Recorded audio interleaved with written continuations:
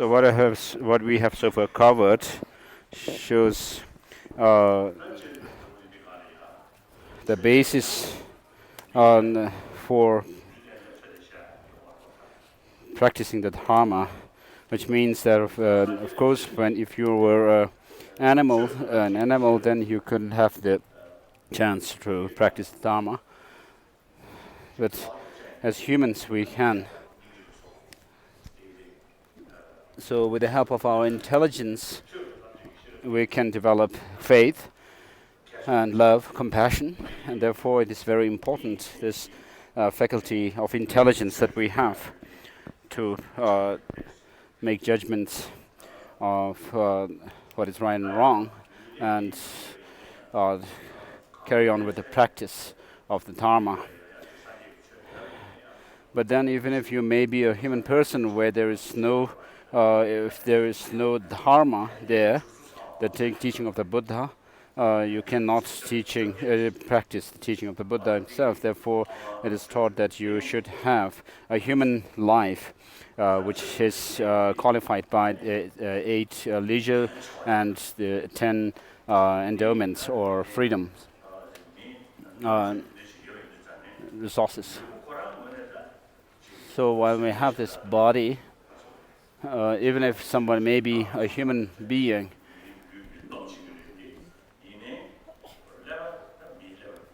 but unlike animals, like elephants, which have who have really huge bodies,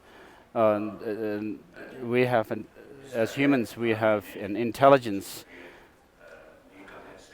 that can distinguish between what is right and wrong, and also to create the good conditions or to gain the good conditions for practicing the Dharma, and to avoid any hindrances and unfavorable conditions. So if you don't have this faculty of intelligence, then you cannot engage in these things. And so this human life is considered to be a very full of potential for practicing the Dharma, even in making a living in this life, and also particularly here in terms of doing practices for attaining higher rebirth in the next life, and also for that of the nirvana. This human life is considered to be the best life form, or the form of life, and therefore even with regard to attaining that of buddhahood, this human life is considered to be the highest form of life for that. And so Jetongkapa has said that while having found this kind of precious human life that we have, which has so many good qualities, which come by as a result of very powerful causes that we have to have created in the past lives. And it is very difficult to find such a human life with all these great potentials. And having found this human life now, Jetongkapa goes on to say that we have to make it meaningful, or extract the essence out of it. The essence or making it meaningful, the best way to make it meaningful is by attaining that of buddhahood. So this human life is the best form of life for attaining that of buddhahood, which is attained through the practice of bodhicitta, this infinite compassion, and also the wisdom realizing selflessness. And as for bodhicitta, it comes about through the 2 aspirations. One is aspiration for liberating, or aspiration to benefit all sentient beings who are infinite like the space. And then there is the aspiration to uh, become enlightened for the benefit of others.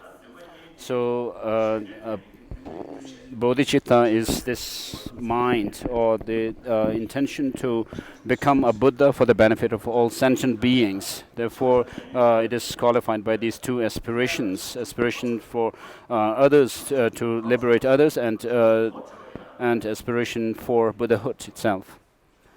Now, in order to understand that, in order to gain or attain Buddhahood, you have to have this understanding of selflessness.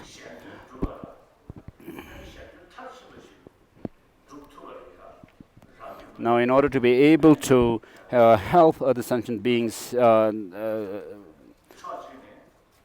fully, what you need is, first of all, on the one hand, you have to be knowledgeable about what you are going to teach others. Because if you don't know about how to practice and all this, and if you have not been through this, then you cannot teach others. Here we are not talking about subjects like learning history, but it is about transforming oneself. And so therefore you have to first of all be knowledgeable about how to help others and what practices are needed, and then you have to have the experience of it. So in order to know everything as they are fully, you without attaining omniscience, you cannot see everything, and you cannot teach others. And secondly, sentient beings have various mental dispositions, and therefore without knowing their dispositions well, you cannot teach what is needed for them. And as it is said that if you teach emptiness to those who are not yet receptive to it, then it can cause them to lose faith.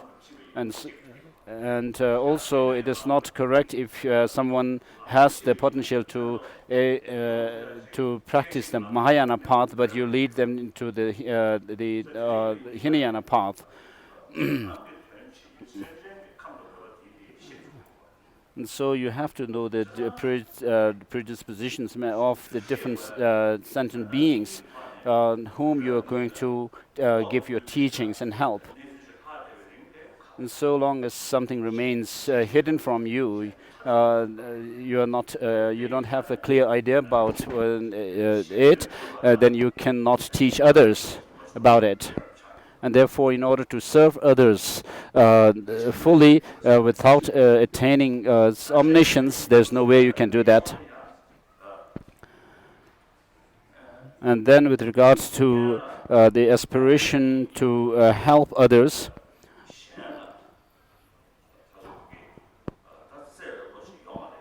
so first of all, in order to have compassion or affection towards others, you have to feel them dear to your heart, to yourself.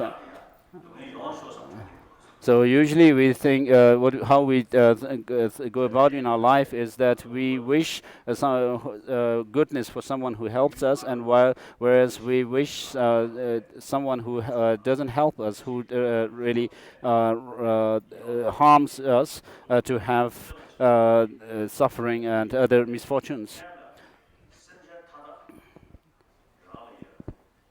So first of all, you have to develop this attitude of seeing all sentient beings as attractive and pleasant to you. And therefore, you have to, in the cultivation of bodhicitta, there is one way, which is the sevenfold cause and effect instruction. And then there's a second way, which is that of equalizing and developing this attitude of equalizing and exchanging self with others. So you have to know that if you hold others more dear than yourself, there is a great benefit, whereas if you hold yourself more dear than others, then there is great disadvantage. And therefore you hold others to be dear to yourself.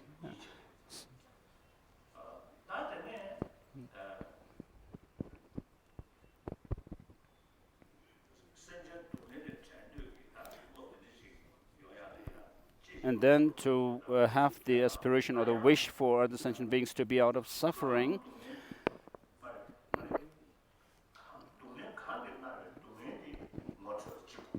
First of all, you have to know what suffering is. Suffering here doesn't only mean the painful, obvious, painful experiences that we go through,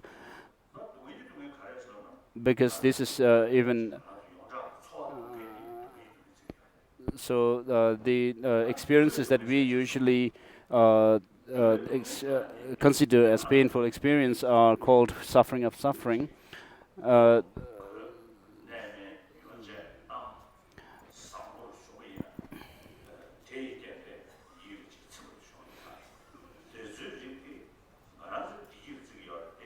And then there is a second type of suffering which we consider usually as pleasant and pleasurable experiences, such as having good food, shelter, clothing, and then also name and honor and so forth. So if you rely on them more and more, what happens is they turn into suffering. For example, if you buy a new car, in the beginning you'll find it really attractive. You'll be very, and then after 2 or 3 months, when you see another brand new car, you find your car to be rather old, and you are attracted to the new one. And so this first car that you bought 2 or 3 months ago seems like an annoyance to you sometimes. So in the beginning, there is some kind of satisfaction that you draw from the new car. But as time goes by, what happens is, after a while, that same car makes you rather uncomfortable, unhappy about it. And then similarly, it happens with our near and dear ones, friends. In the beginning, we become very friendly with them, but then after a while, we develop dislike towards them as well. And then when people, celebrities also may enjoy becoming famous through media and all that, but then when the media people chase after them too much, then it gives them displeasure, makes them unpleasant. And so similarly with your wealth, what happens is that you get more and more people deceiving you, coming after your wealth. Whereas if you don't have much wealth, then you will not have these false friends. So with wealth, a lot of preconceptions and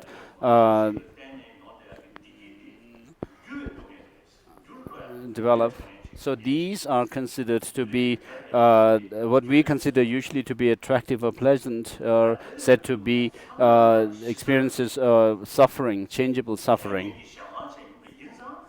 And all these different kinds of unwanted experiences happen to us because of some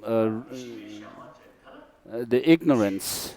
So what is under the influence of ignorance is known as the third type of suffering, which is the pervasive conditioned existential suffering.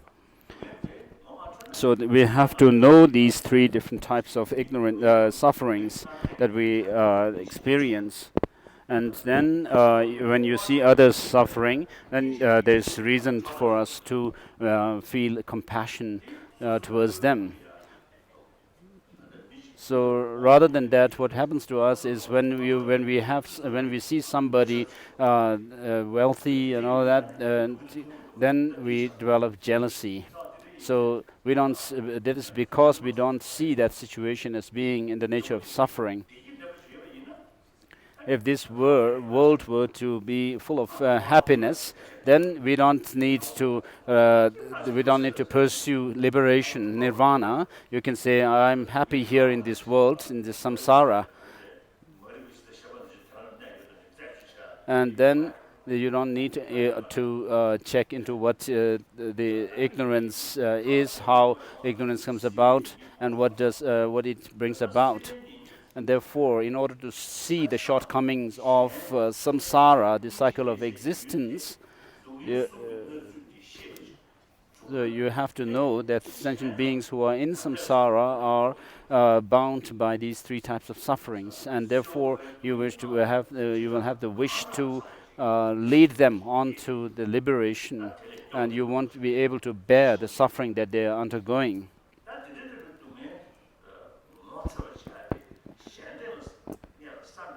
So in order to know that others are suffering, first of all, you have to acknowledge your own suffering. You have to be able to recognize the suffering that you are undergoing.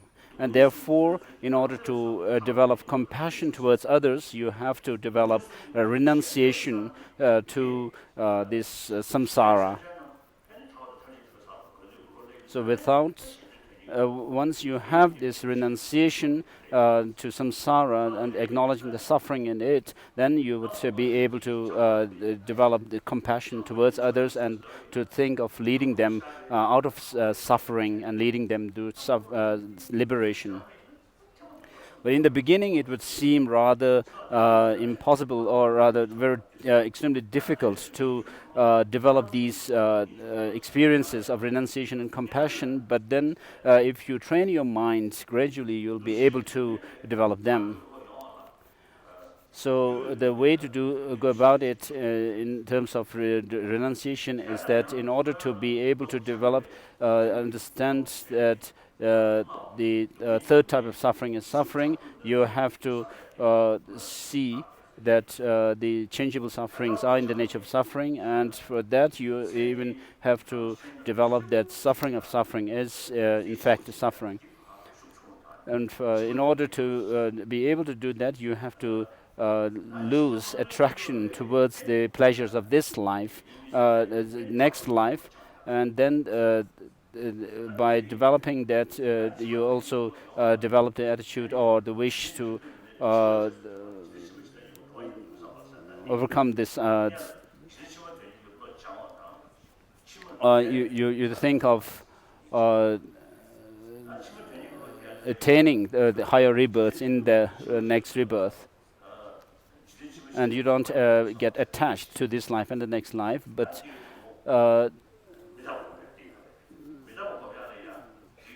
so you have to develop the attitude of attaining the wish to attain a higher rebirth, and then in this life you have to first develop that of the understanding of impermanence. So this is the practice pertaining to beings of small scope.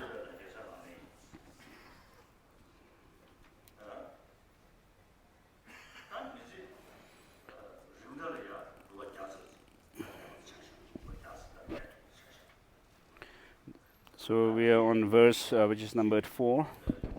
So suppose we have a lifespan of 100 years. So whatever we do to gain, to make living, is only for this life usually.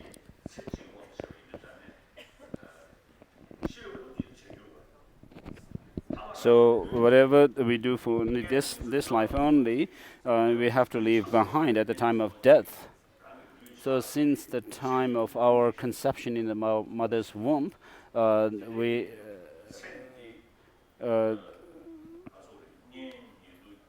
whatever we, and after birth, whatever we do, if they're for this life alone, they do not have any. They do not help us in the next life, and we have to leave them behind when we die. Verse number 5.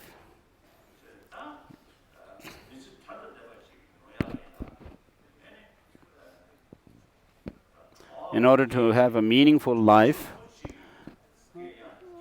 we can have influence from our good friends. For example, if we have friends who are really interested in pursuing their studies, and who do not want to misbehave, be immoral, then you would also be influenced by that friend, and you would also do the same. But if you have a bad friend who is taking to alcohol and drinking and tobacco and so forth, then that friend would also influence you as well. So unless you have your own keep your own integrity, you can be influenced by the non-virtuous friends, evil friends.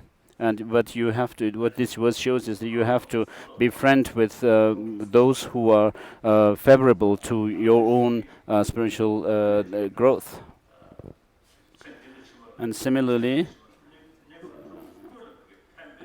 uh, you have to those who disturb you, hinder you from doing study, reflection, and meditation on the that of those practices which lead you to happiness in this life and the lasting happiness in the future. Uh, those kind of bad friends should be avoided.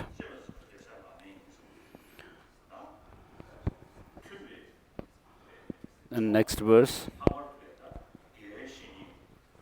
Uh, Favorable friends, especially your spiritual masters, you have to rely whom when you rely on them, your negativities will reduce and diminish, and then your positive qualities will grow like a waxing moon.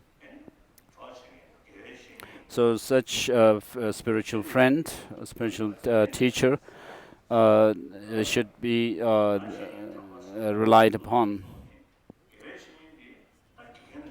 So a teacher or a virtuous friend is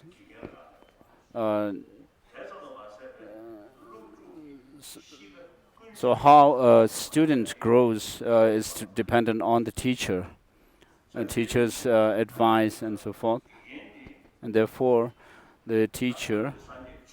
So here we are talking about a teacher in connection with the teaching of the Buddha. So a teacher here doesn't only mean someone who gives you knowledge, who imparts knowledge to you, but gives knowledge and advice for your internal transformation. And a teacher has to be such that, as Dromdenpa has said, teacher must be able to give a teaching, which is very vast teaching, which shows scholarship.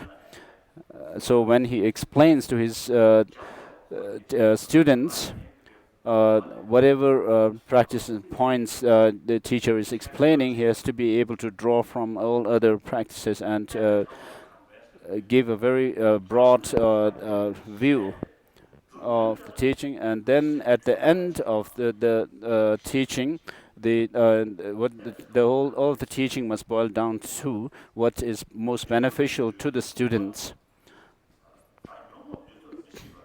Gendun Drop, the first Dalai Lama, the omniscient first Dalai Lama, has said,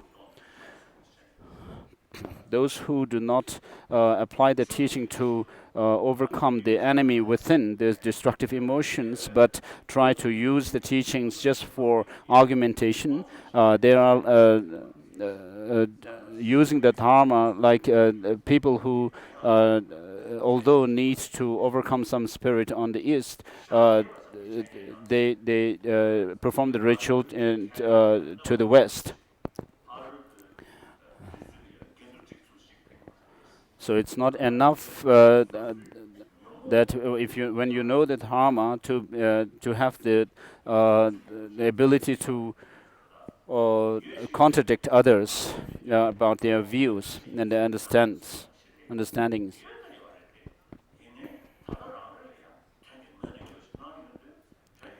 So things do appear as if it's exist from its own side, but that's not the way things are. So we have a very the way of looking at things or perceiving things which is not incompatible with the reality. Therefore, we have to contradict this kind of view after having studied the Dharma and counter such attitudes. And at the end of the giving the teaching, the teacher has to make the teaching very beneficial to the students. So this is, of course, there are many different interpretations of these words by Dromtempa, but I think this is what I have explained is a good one. So with regard to the Dharma, you have to preserve the Dharma and promote it through study, reflection, and meditation. And so, being a scholar, you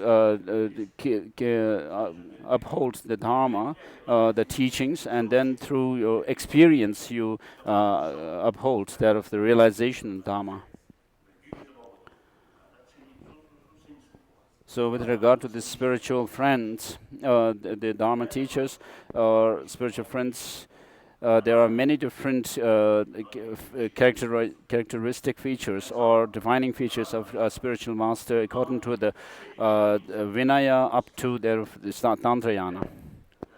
Around 20 years ago, I met some Chinese who told me that there were some Tibetans coming to mainland China giving teachings, and then in the beginning they appeared to be teachers, but then as time went by, eventually what they found was that these Dharma teachers, who were called themselves Dharma Rajas, king of Dharmas, were in China just seeking women and money. So they asked me what I could do to tell them. So I told them that there's nothing I can do individually from here, but then you have to check that person who comes to you saying that they are teachers. And there are many different qualifications of a teacher that are set in different texts. And you have to spy on them.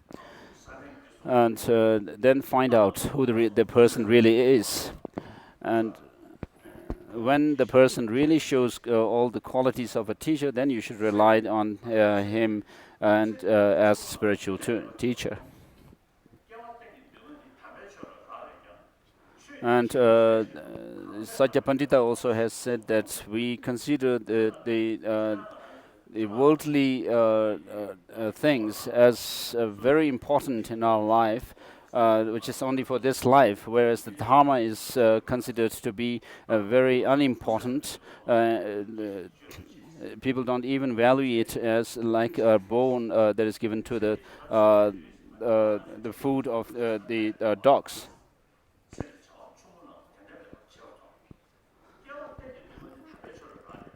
So Sajja Pandit is saying that the lasting happiness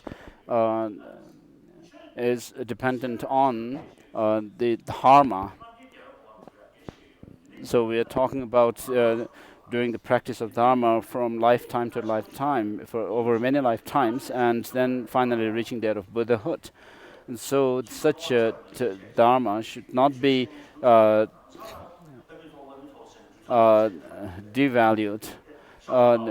We cannot just run after the Dharma when we hear somebody is there to teach the Dharma as if the dog meets a piece of meat, but we have to, and we can't just go and bow to them saying Ometabo and all that.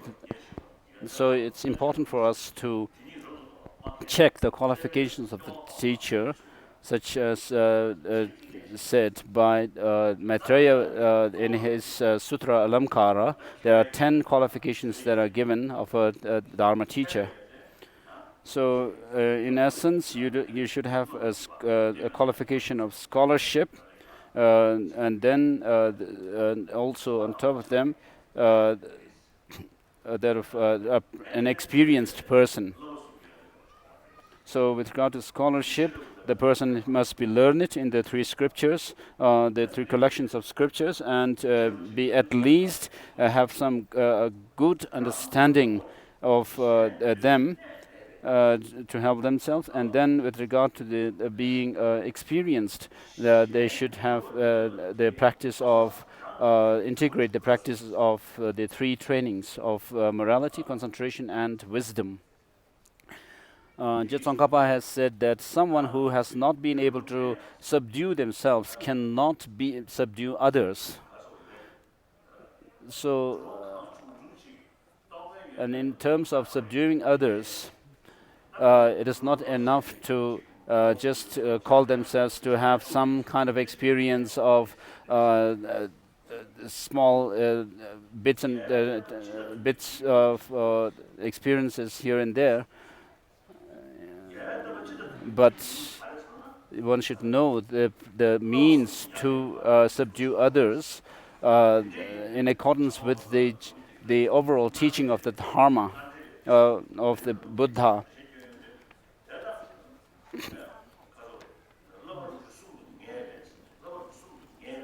And so the means to subdue others is through the training of morality, concentration, and wisdom. So this is said in Lama Tsongkhapa's great treatise on the stages of the path, when he comments on the verse from Sutra Alamkara. So today we have false lamas, so we have to be careful.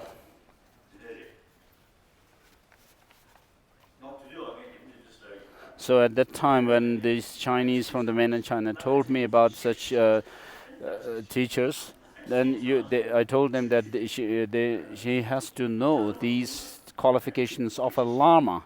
And then if you have some doubt about the person, then you have to ask the person and clarify about whatever you doubt about that person in terms of his behavior.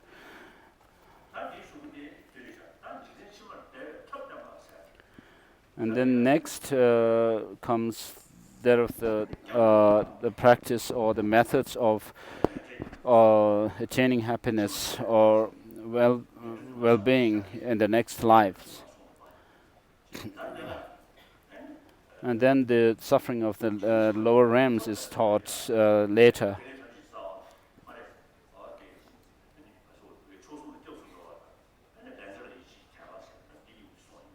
So in relation to it, in connection with the teachings on the karma and taking refuge in the three jewels taught. So verse number 7.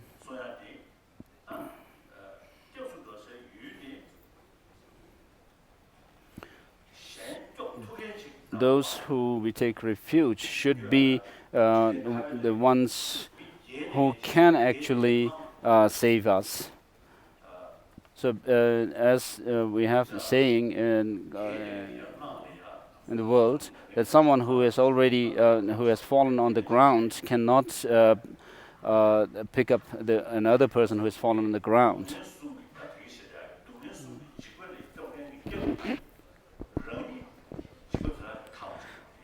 So someone who is supposed to be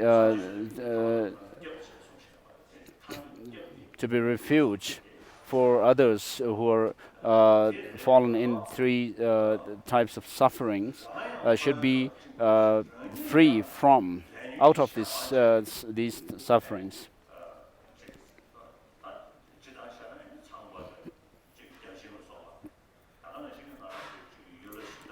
So themselves captive in the prison of samsara, such as the worldly gods like Brahma and those of the wrathful deities, worldly deities, Ishvara and so forth. So these cannot save you from the samsara.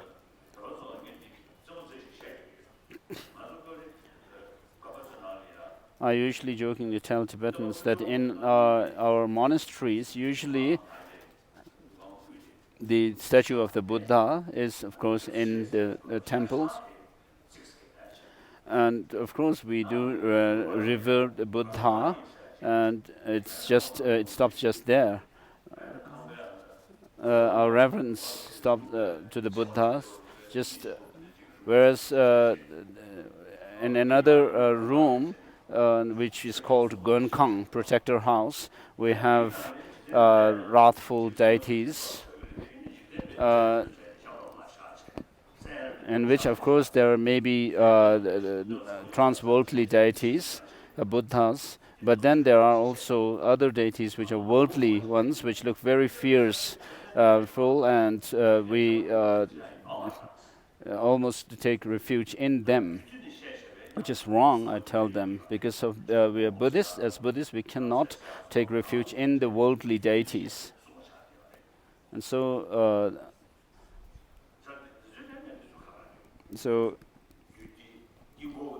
the protected deities that come in the mandalas of the Tantra, of course, are all beyond the world, transworldly. So these are exceptions. Otherwise, others which are, as I told you, the story about the Japanese losing his sleep after having visited a monastery in Tibet. We should not have a very high regard to the worldly deities which bear their fangs in our. And Kalu Rinpoche has told me a story. He visited a monastery, and there was a monk who guided people in the temple, and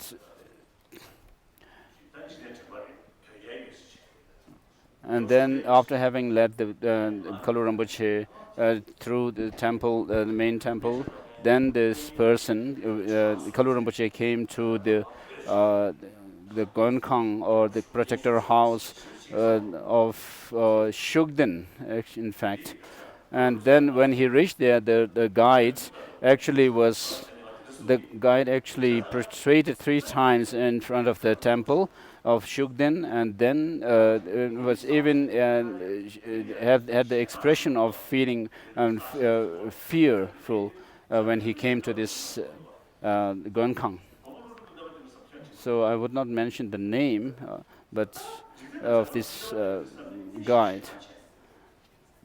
So when we see the Buddhas, we don't really fear that.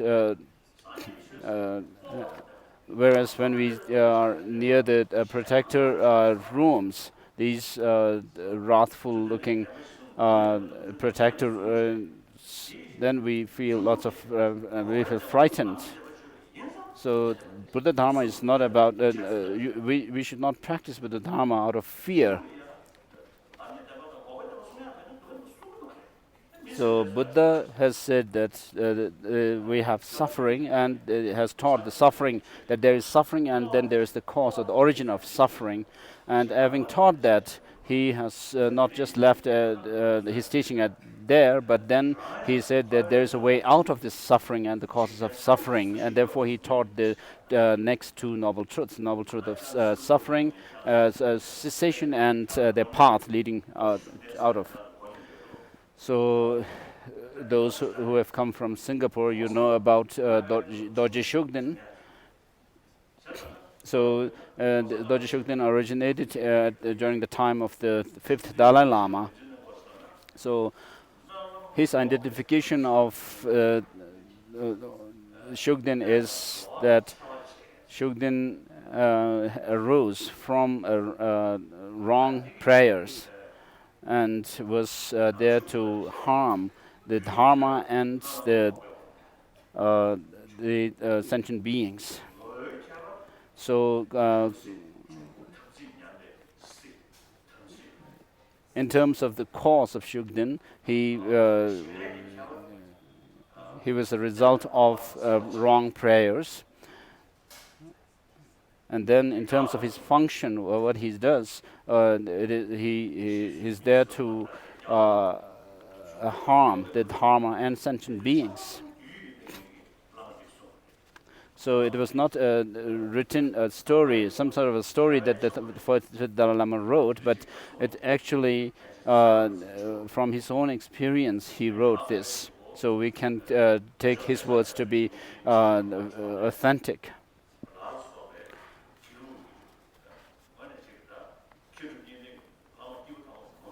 And then after the fifth Dalai Lama, the seventh Dalai Lama's teachers also have said that Shugden was not a Dharma protector as such, but he arose from the wrong prayers.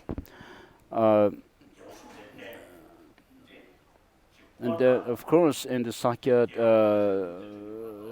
school, there was a time when Sakya teachers also propitiated this Shugden. They didn't do it relying on him as a refuge, but he was just considered as a worldly spirit. And later on, what happened was within the Geluk system, people started raising the status of Doji Shugden, and even to the point that they said that he was the protector of the teaching of Tsongkhapa, the Geluk tradition. So how that happened was during the 13th Dalai Lama's time. Of course, he was very he objected to the practice of Shugden very much. But after his passing, after his death, then people started raising the status of Shugden. So of course, I also did propitiate Shugden in the beginning, but then I left it afterwards. So amongst the Singapore people who have come here, if there are anybody who propitiates Shugden, you should not do it. So you should not fear Shugden harming you or anything like that, but you can rely on Lama Tsongkhapa's Tsongkhapa's texts,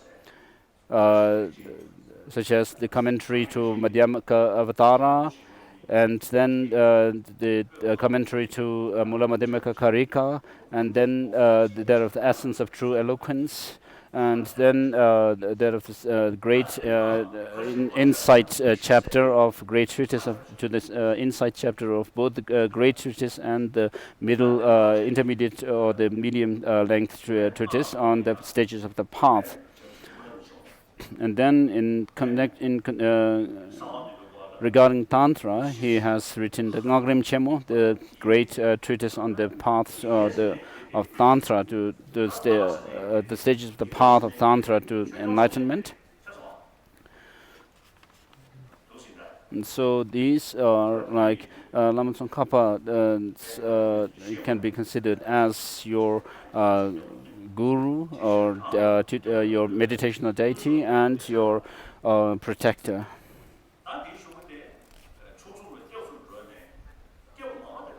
So after having taken refuge in the three jewels, Buddha, Dharma and Sangha, what the actual refuge is that of cessation, the true cessation and true path. Now in order to be able to experience them, you have to start from now to avoid doing negative actions and cultivating the positive ones. So this must be done from now on.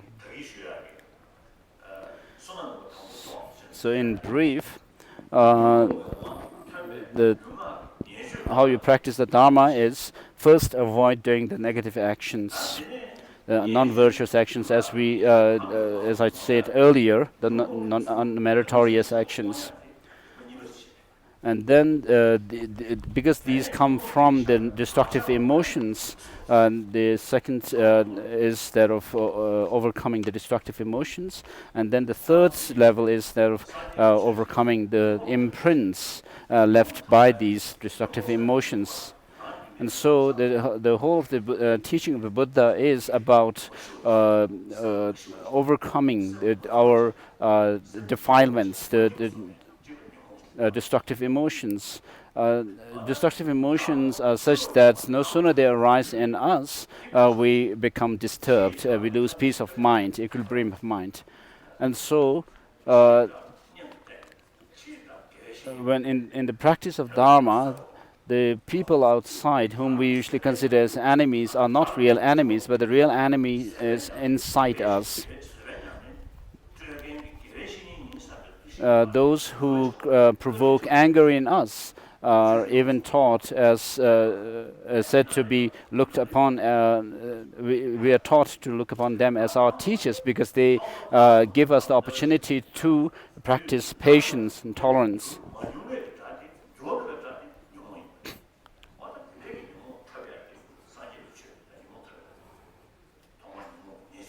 So we have to make it the primary point in our practice to overcome these destructive emotions within us.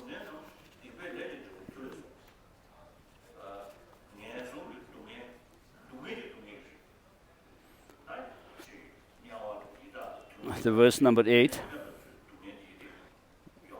So the sufferings of the lower realms of existence, such as animal realm, breatha realm, and the hell realm, are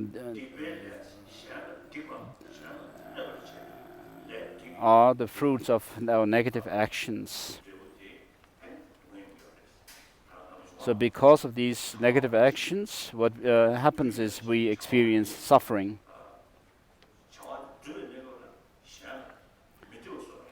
So at the causal level, when we do something which causes harm to others, what happens is, as a result of that, we suffer. On the other hand, if we create some cause which bring about happiness in others, the result of that will be happiness for us. And the actions which are neutral give rise to neutral effects. So the suffering of the lower realms of existence, so difficult to bear, is what the Buddha taught to be the fruit of negative actions. Therefore, even at the cost of your life, never to commit the negative actions is the practice of a bodhisattva. So with regard to this karma, we have dealt with it a little bit earlier. So when we talk about the karma, we can talk in terms of positive and negative actions from their effects, in relation to their effects, and then in terms of the means by which we create the actions, we have the body, speech, and mind. And then there are many other karmas like the propelling karma and completing karma, karma which are certain to give rise to effects, and uncertain, and then karmas which give rise to the effects in this life, in the next immediate next life, and the lives after that. And so regarding these, the detailed explanations are given in Abhidharma Samuccaya and Abhidharma Kosha.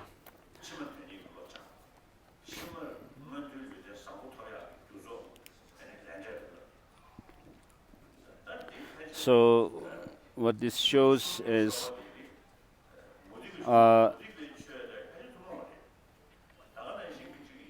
how to train ourselves for higher rebirth in the next life, and how to avoid attraction towards the pleasures of this life.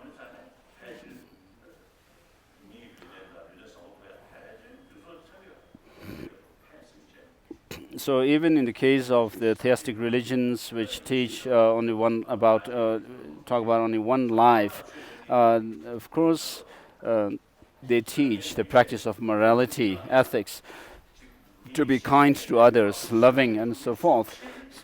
So when you practice all these things, you are actually creating the causes for a good rebirth in the next life, whether it is taught in the teachings or not.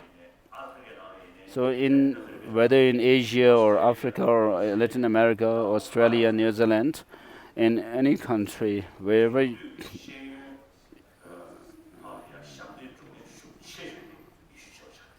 the people who are most dedicated to education, the modern education in all these different countries, are mostly Christians.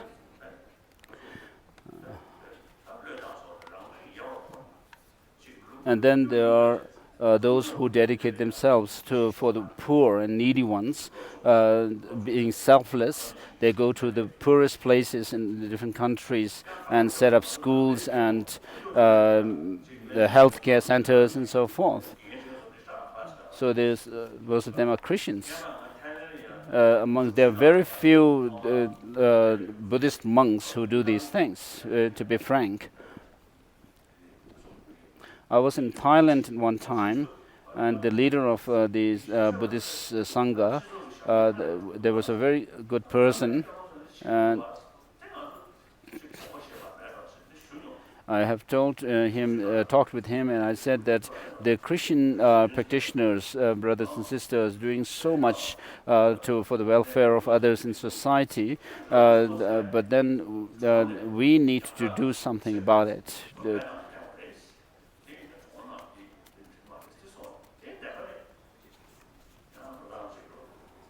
And he told me that, of course, as Buddhist monks, we have to stay in our monasteries, and you should not go into the cities and towns. And so the Christian brothers and sisters do so much for the welfare of others in society in terms of health and education. Although they do not talk about the next life, but then they are creating the good karmas for a good life in the next rebirth. And similarly, teachings on being honest, not stealing, and not being greedy, and all these are common to all the major religious traditions. And then when it comes to talk about wrong view, of course, we can also talk about wrong view in relation to the different religious traditions. So, all the 10 non-virtuous actions can be explained in connection with the different religious traditions. Whereas now, when you do your practice of avoiding the non-virtuous actions on the basis of taking refuge in the Buddha, Dharma, and Sangha, then your practice becomes Buddhist practice. Happiness in the three realms, like dew on a blade of grass, is subject to instantaneous fading away. To strive for the supreme state of liberation, that never wavers, is the practice of Bodhisattva.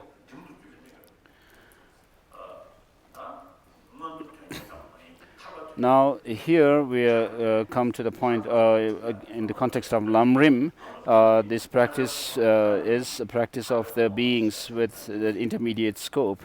So having trained oneself in the practices of the beings with small scope, you enter into this stage of the intermediate scope. So the term here, which says instantaneous fading away, refers to just the things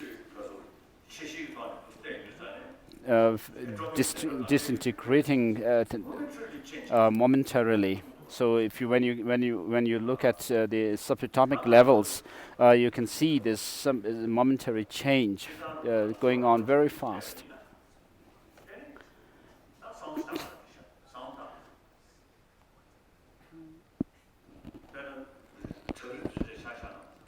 Now we have to think about this momentary change. For example, in the case of these mountains that we see, the mountains are there, they have been there for thousands of years. The changes happen in the mountains very slowly, gradually, and after some generations, then we can see big changes have happened. So the shapes and the size and colors and so forth of the mountains can be seen. An obvious change can be seen over time, like Himalayas, which are said to be very young mountain ranges. So the obvious change that we see over a period of certain generations of human beings cannot happen only in just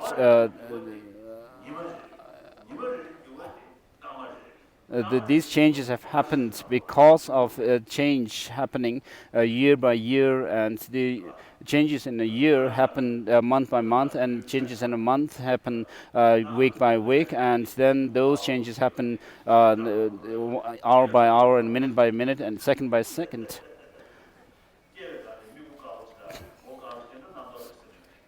So that's and in the case of human beings. We were not born bald. I was not born bald, but then and then also when you grow gray hair, the gray hair was not there when you were born. But then this happens due to change. If a child were born rather bald or with gray hair, then that would be considered as a bad omen. And so these changes that we see with our eyes happen because of this momentary, subtle momentary changes that are happening in the things. And then the changes which we see with our eyes, the obvious changes are said to be the gross level of change or impermanence.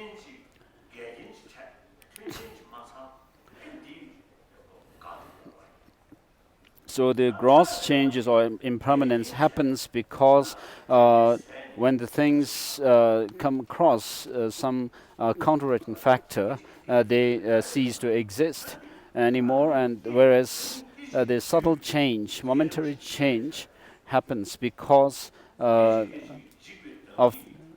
nature. The moment something comes about as a result of its causes and conditions, it is in the nature of change and disintegration. So this change, momentary change, is brought about by its causes.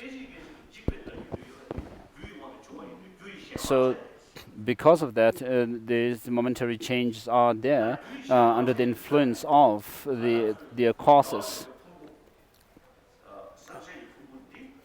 And so with regard to this impure body, for example, of that we have, it changes momentarily, and because of that, it has come from its causes. And what the cause is that of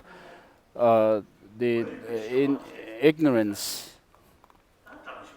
So because this body that we have is a result of our ignorance, it's not something good, is it? So it's so when you think about it, you find it that it's quite intriguing, doesn't it? And therefore, from impermanence, based on impermanence, the Buddha taught suffering, and from suffering, based on suffering, he taught that of selflessness. So there are different interpretations of it.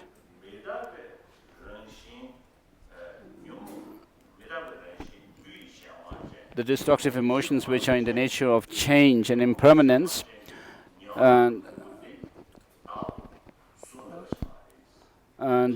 which has given rise to our contaminated aggregates, are not something which we should think of, we should feel possessive about.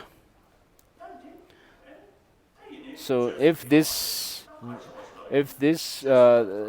aggregates, the contaminated aggregates, were due to our ignorance, and if there's nothing we can do about it, then of course we don't have to think further. But then,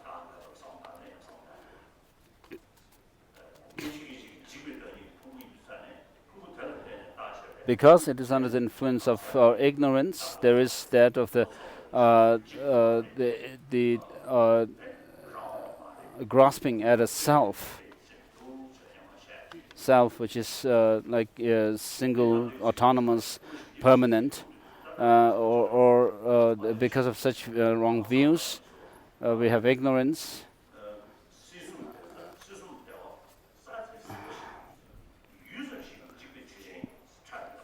So this happiness in the three realms is subject to instantaneous fading away, shows the subtle momentary change or impermanence. And because the cause of this suffering is ignorance, therefore we are in the nature of suffering.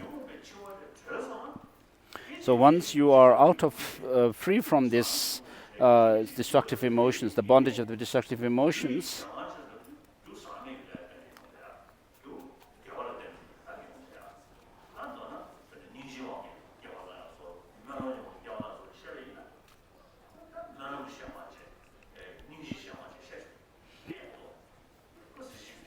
so although this life may be under the influence of ignorance, but then there may be occasions where some beings can take rebirth out of compassion.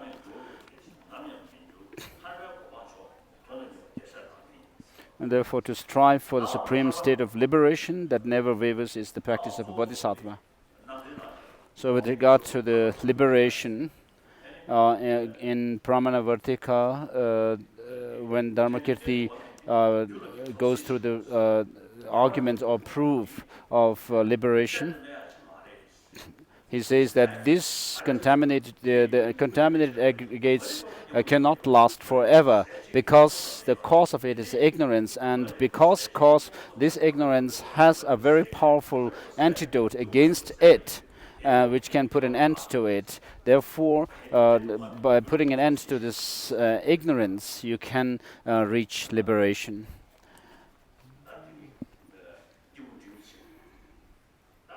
So this shows the path of the beings of intermediate scope. So since ignorance is the root of samsara, going in the rounds of samsara, then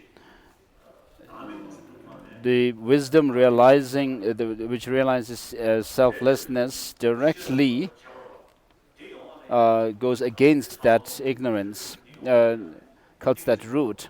Now, in order to develop that kind of deeper penetrative insight, you have to have very powerful single-pointed concentration, and for that, in turn, you have to have a very powerful practice of morality.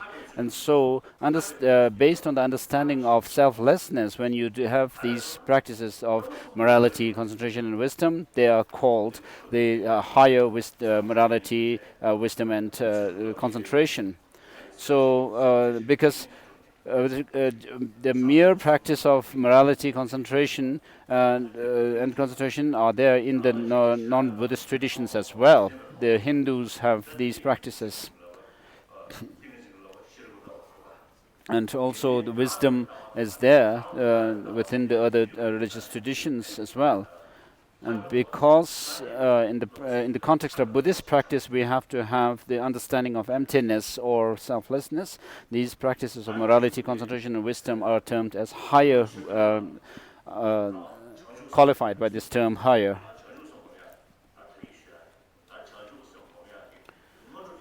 And then after that comes the practice or cultivation of bodhicitta. First of all, you have to train yourselves in the means for attaining higher rebirth, and then you have to train yourself in the means of the liberation, the path to liberation.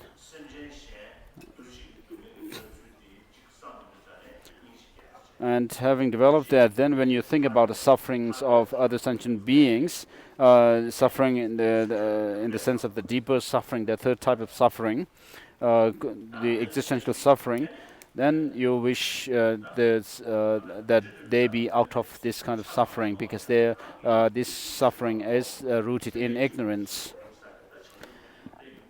Therefore, in order to be able to help others out of suffering, you have to know that you have to first of all become enlightened yourself and see the fact, the possibility, this possibility of enlightenment for yourself, because the ignorance, which is the root of all samsara, can be put an end to through the wisdom realizing selflessness. And from the beginningless time, your mothers have cherished you. If they now suffer, what good is your own happiness? So by practicing the three, cultivating the three trainings, And if you reach enlightenment yourself, of course you are just one single individual, but the rest of sentient beings still remain. Suppose you were amongst a group of people who were starving to death, and but then you have some food to eat, and if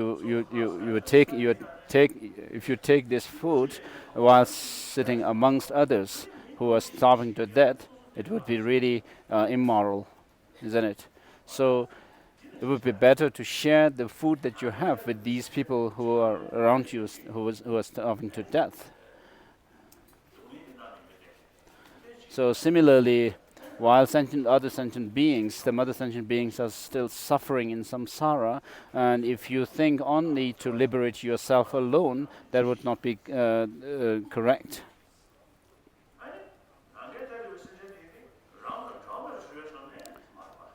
And therefore you have to work for the sentient beings.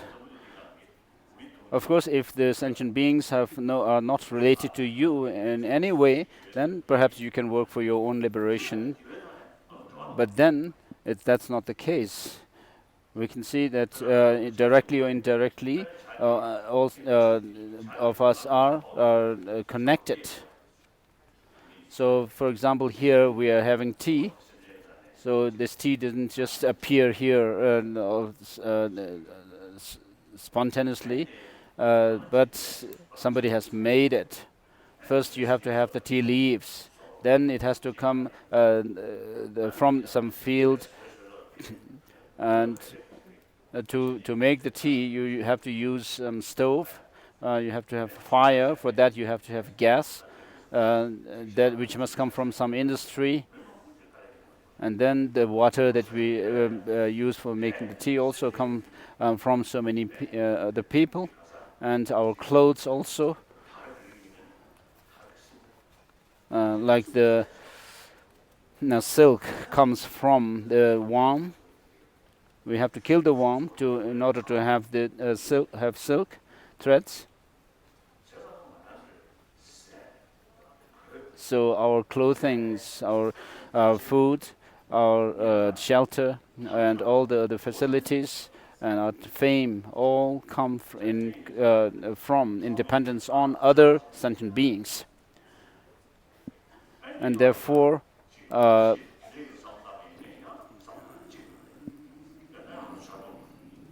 you can also think about other sentient beings having been one's mother and as well. Let's have tea.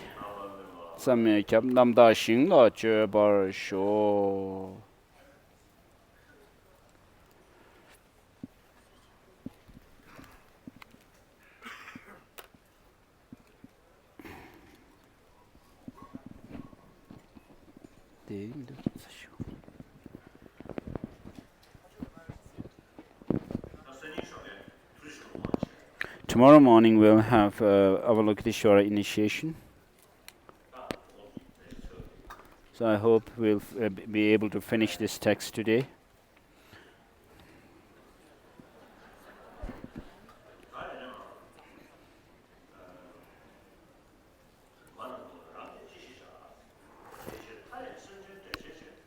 Therefore, in order to liberate in limitless numbers of sentient beings, cultivating bodhicitta is the practice of a bodhisattva. So therefore, whoever we are, if we wish to be very happy, we wish to be to remain without any regret, then do something good for others. So if you do that, then you'll have some kind of a confidence, the courage. Whereas if you only think about yourself, if you remain self-centered, then there's nothing really like that.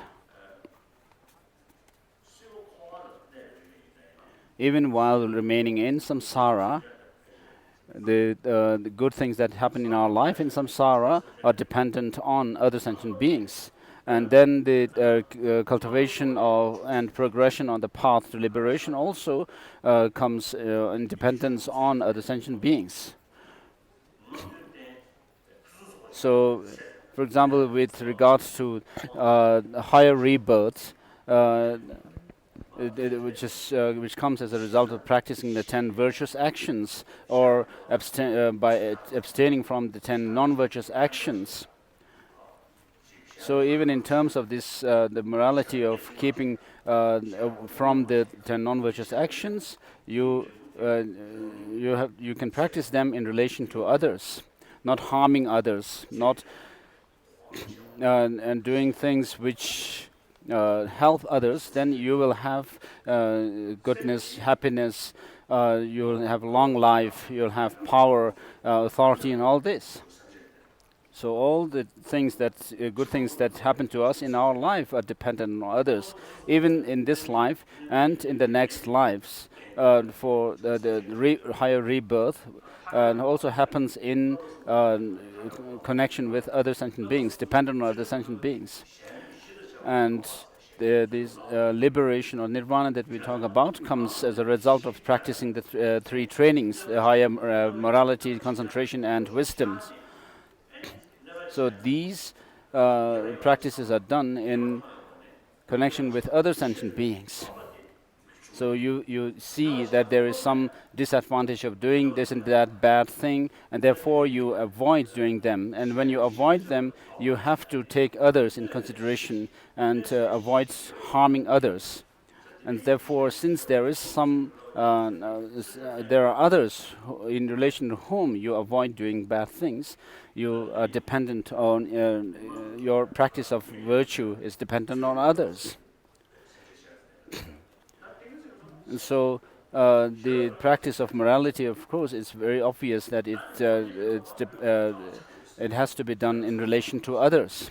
Concentration, I don't know, and wisdom. And then the practice of love or loving kindness has to be done in connection with other sentient beings, because you have to feel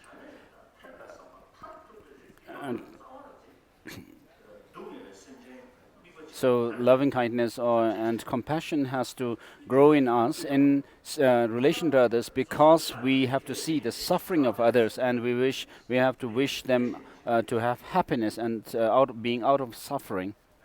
And therefore, we have to look at them, sentient beings. Even our enemies have to be looked upon as our teachers.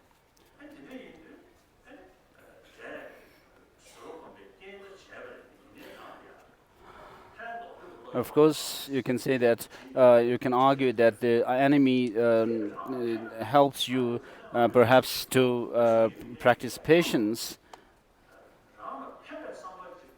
But then the enemy doesn't have the intention to help us. That's why should I work for them, for him or her?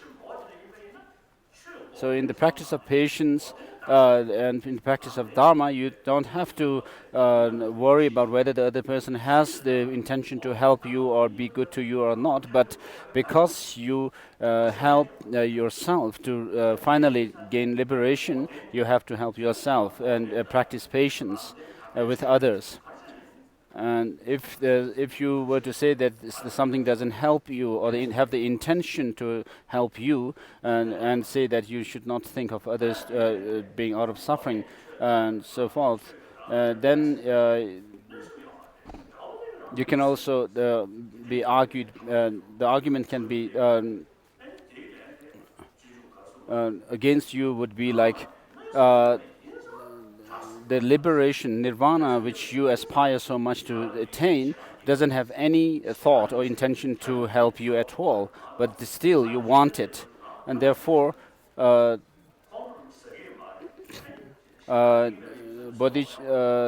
to Bodhisattva way of life says that you cannot practice patience in connection with the Buddha, because the Buddhas have no intention to harm anybody and cannot harm anybody, but there's no way you can practice patience in relation to Buddha, but only in relation to someone who provokes anger and who harms you, you can practice patience. And therefore, even this animal who harms you and who hurts you in this life should be thought, you should think of helping them. because of helping you to practice patience. And so,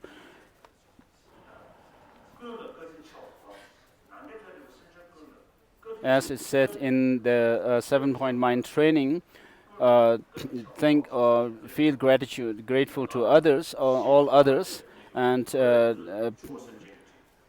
take all blame upon oneself.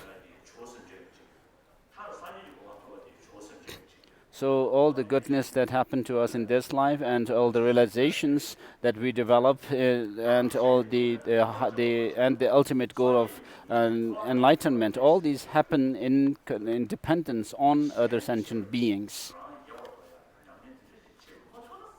So unless you can hold others more dear than yourself, and you cannot reach enlightenment.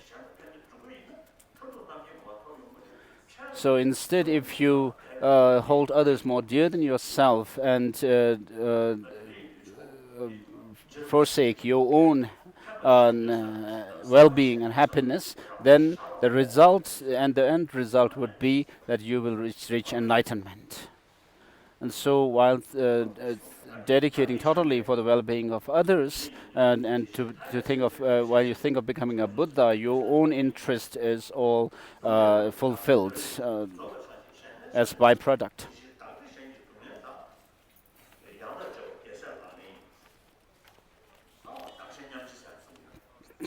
The next, number 11, shows that of equalizing and exchanging self for others.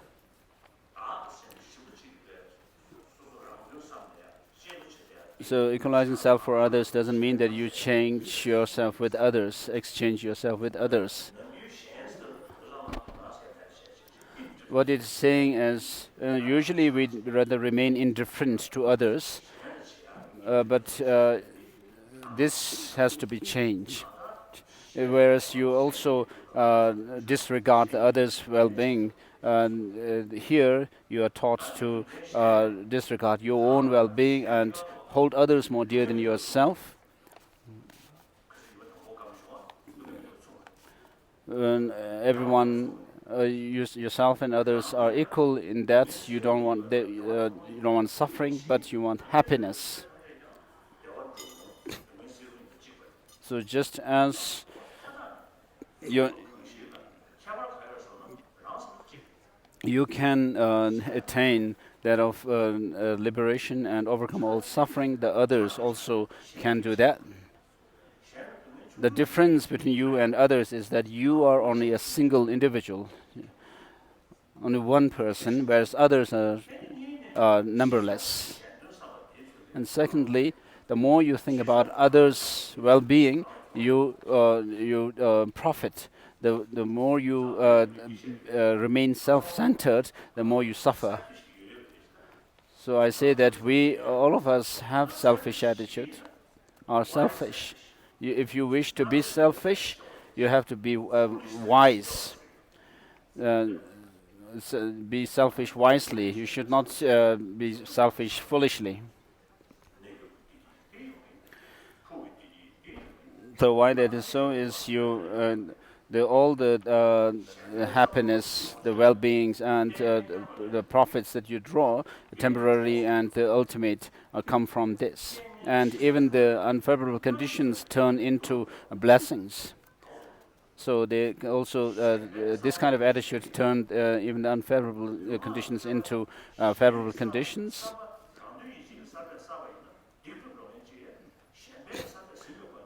Whereas some actions of your speech and body may be negative when you do it with selfish motive. When you do them, when you're able to do these engage in even these kind of actions, negative actions, it could be positive.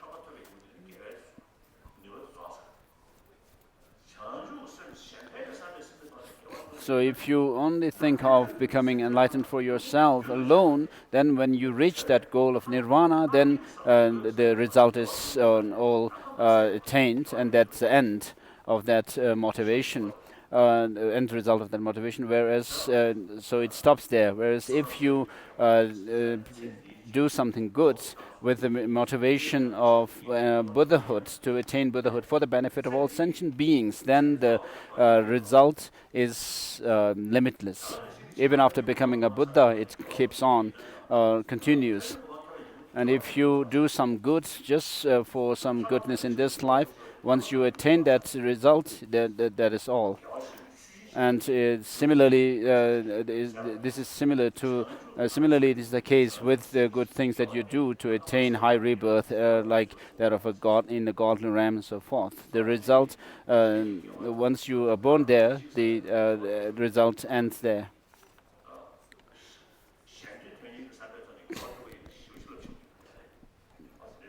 So if you do something good, a positive action with a selfish motive, then it is very weak. The result will be very small. Whereas if you do it with the altruistic motivation, then the result is really huge. So in short, Bodhisattva Charyavatara says that all sufferings in samsara come from self-centeredness, and all happiness in the world comes from wishing others to be happy. And then Shantideva goes on to say that there's what need is there to say more. Look at the difference between the Buddhas and this, other sentient beings. The Buddhas having dedicated themselves for the well-being of others, and the others who are still remained in samsara out of selfish motive.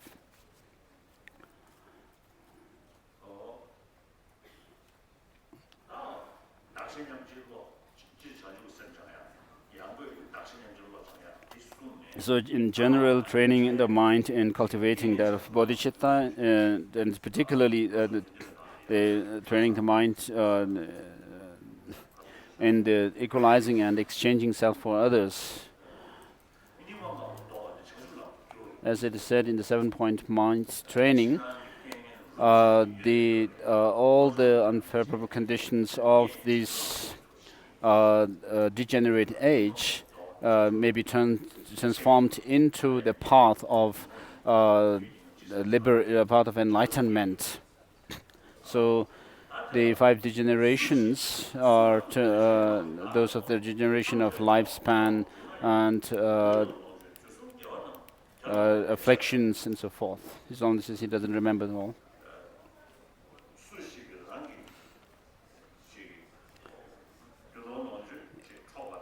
Even if someone driven by excessive desire steals all your wealth or incites someone else to steal it, to dedicate to this person your body's possession and all your virtue of the 3 times is practice of a bodhisattva. So without feeling any sense of anger or anything like that towards someone who does all these bad things to you, is the practice of bodhisattva.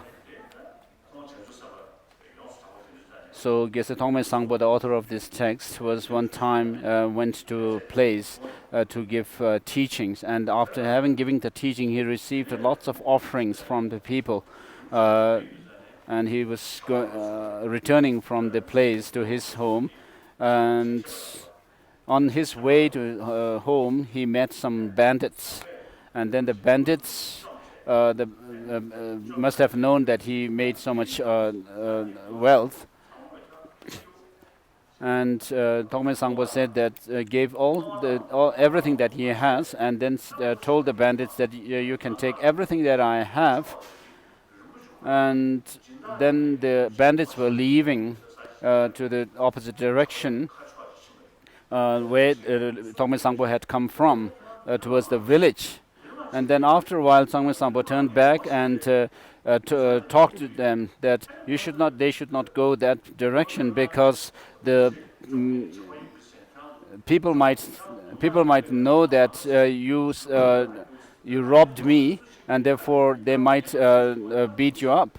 And so there's danger that you may be beaten up by the villagers. And Geshe Tongme Sangpo told the bandits that they should take another route to avoid being beaten up by the villagers. Uh,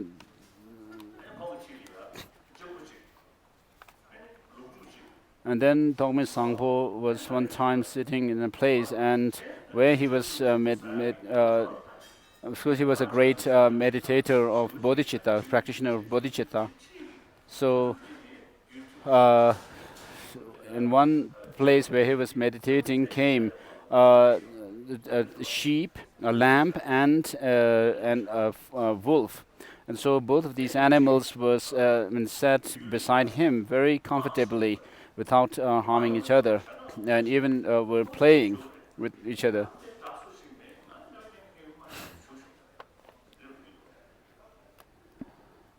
And then there's also a story that he was at one time in a place where there was some battle going on, and then people were running away from the place. And he said he didn't have anybody to fear because he has not harmed anybody. And I met one monk, an abbot of Tabo Monastery, and in his room. He had a cabinet, and his cabinet was not locked. And I told him, your cabinet was not locked, so don't you have anything to lose? And he said, nothing. And then I met him recently in Jispa and asked him if if his cabinet needed any locks now, and he said, no, not at all. So this is very good.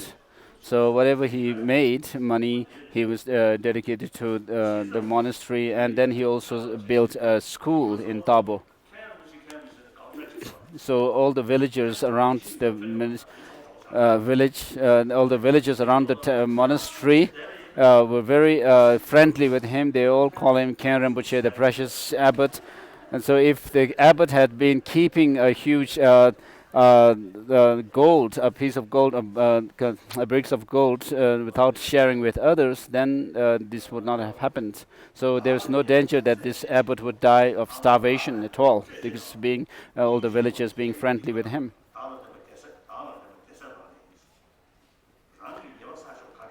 If someone cuts off your head, even when you have not done the slightest wrong, through the power of compassion to take this misdeed upon yourself is the practice of a bodhisattva.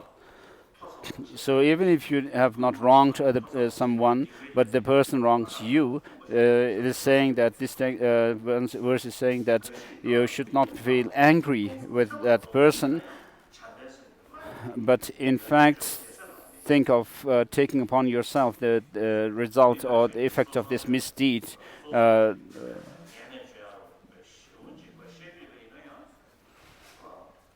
Should someone slander you in a billion words with a loving heart to proclaim his qualities, good qualities in return, is the practice of a bodhisattva. In the middle of the crowds of people, someone reveals your hidden faults and abuses you for them. To see him as a spiritual friend and bow with respect is the practice of a bodhisattva. So if you were in a crowd and then someone digs your faults, you should not feel unhappy and angry, but be respectful to the person. Perhaps it was Geshe Langri Thangpa, one of the Kadam masters, during his time, there was another master, Sharawa, so they were known as the duo masters of Kadam, the Langshar duo. So one time, there was a person who asked a woman who has given birth to a child, and this person sent the woman to Geshe-la Thangpa to tell him that this was his child, and so the women went there and said that went to Langri Thangpa and said, "This is your child, please take him." And Langri Thangpa just took him. And then next time, the woman came back to Geshe-la Thangpa and said, "I was mistaken. Please give me back my child." And Geshe-la Thangpa said nothing, but gave back her child. So he was respectful in both times.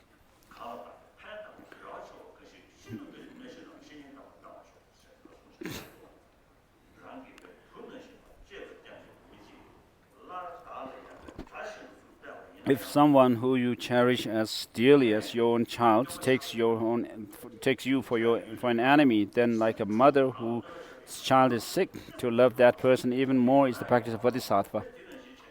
So if a mother had an only child, that she would be really love that person, that child, and so even the child may go mad and beat the mother won't feel unhappy with the child.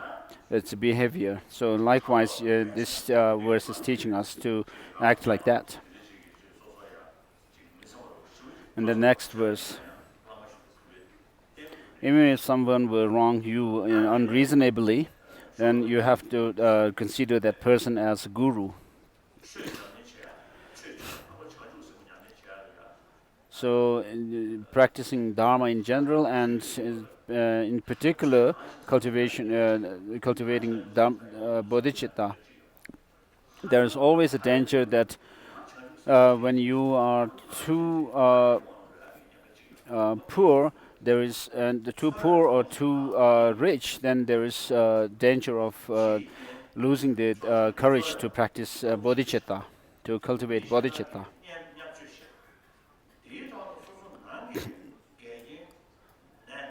So here it says,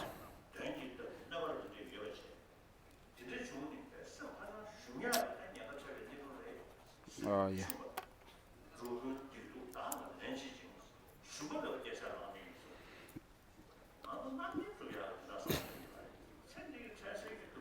And so poverty or being acute illness and possessive of evil spirits, these could be conditions to weaken your practice of bodhicitta.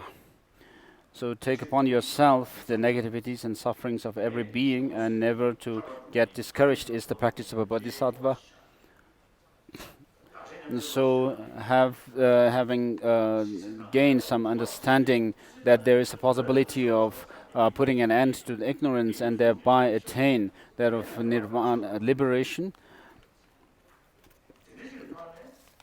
And then if you could combine it with the attitude of equalizing and exchanging oneself with others, then you can think of reaching that of ultimate enlightenment of Buddhahood. So if you could dedicate whatever happens to you for the well-being of others, nothing could stop you from your practice of bodhicitta. And in fact, all even the unfavorable conditions will be seen as blessings for your spiritual growth.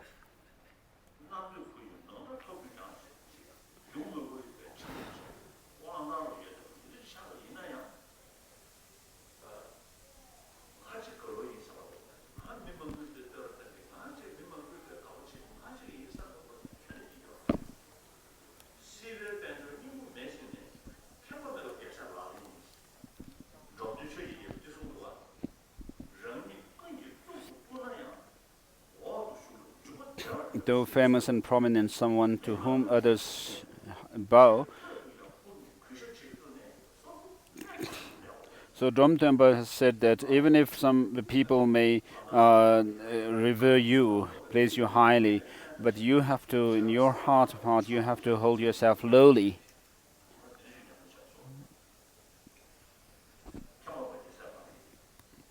So this verse number 19 is teaching that kind of attitude, without having any kind of arrogance. verse number 20.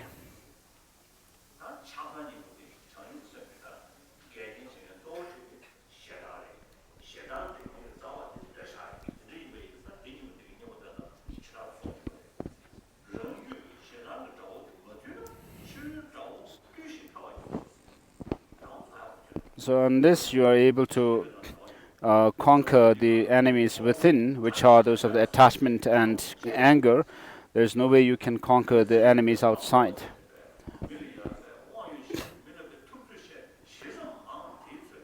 However, however much you may try to overcome the external enemies by using force and might and all that, there's no way you can put an end to them forever. And therefore, the best way is to conquer the enemy within.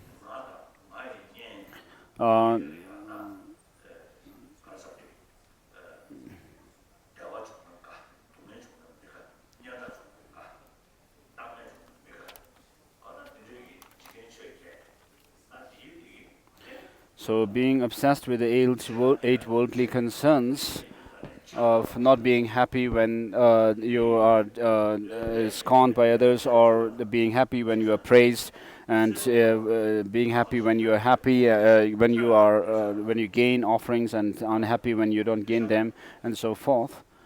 These eight worldly concerns should be avoided. And so sensual pleasures and so forth.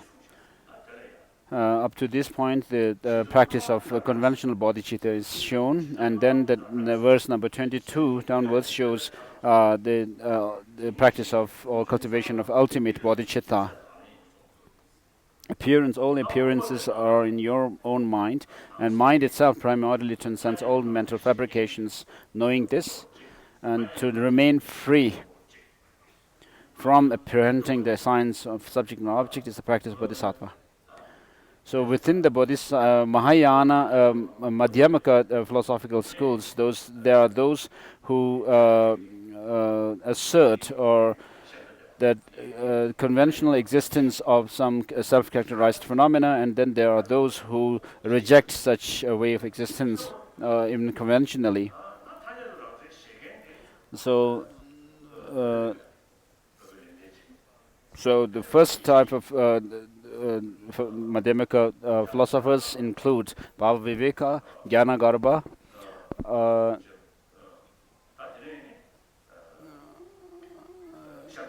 and Chandarakshita, Kamalashila.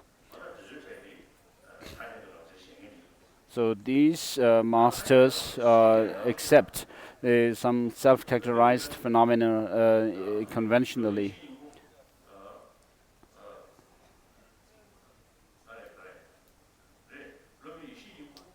With regard to Master Jnana Garbha and Bhava Viveka, they accepted external existence of external phenomena, whereas Kamalashila and Chandarakshita rejected externality of things, external existence of external phenomena. So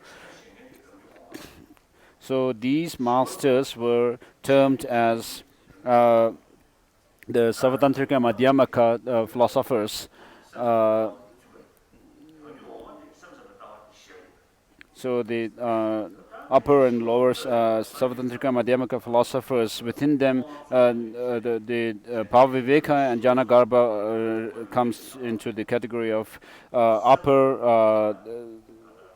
Savatantrika Madhyamaka philosopher, and then the lower ones include Chandarakshita and Kamalashila, who accept their philosophy in accordance with the Chittamatra philosophy as well.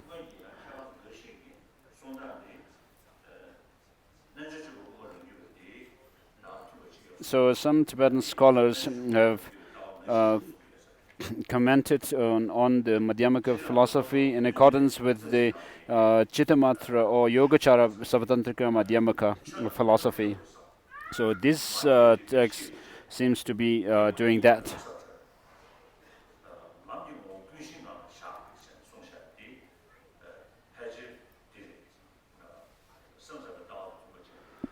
And even in the 7-point mind training, where it talks about the uh, leave everything in the nature of the alaya, seems to be referring to the Citamatra philosophy. So there are many different interpretations. So regarding this 22nd verse, all appearances are your own mind, means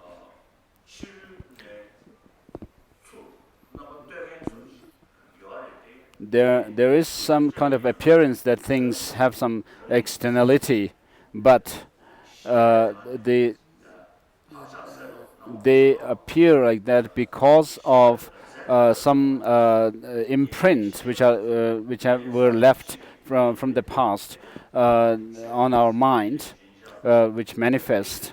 And so the object that you see and the mind which sees it, the subject and the object, they come from the same seed, uh, which was left on the imprint on the mind stream, and therefore the things are devoid of this duality of subject and object. So therefore, all the appearances are merely the mind, your own mind, which manifests in these different multiplicity of things. And then the mind itself primarily transcends all fabrications.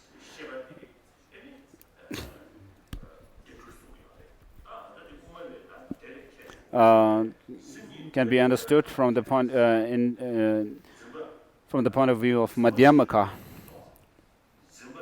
because Chittamatrin or mind-only school accepts that although there is no externality to things, still the mind has some independent existence, whereas Madhyamakas don't accept the independent existence of mind.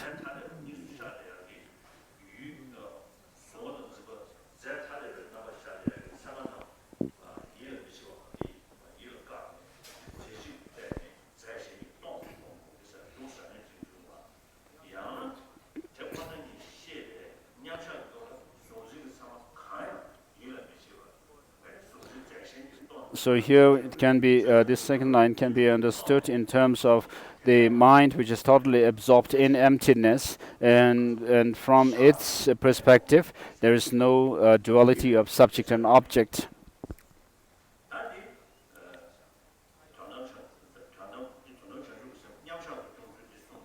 So this shows the maintaining that of the ultimate bodhicitta in meditation. And then the next line, knowing this and to remain free from apprehending the signs of subject and object, refers to the cultivation or the practice of experience of this ultimate bodhicitta during the post-meditation session.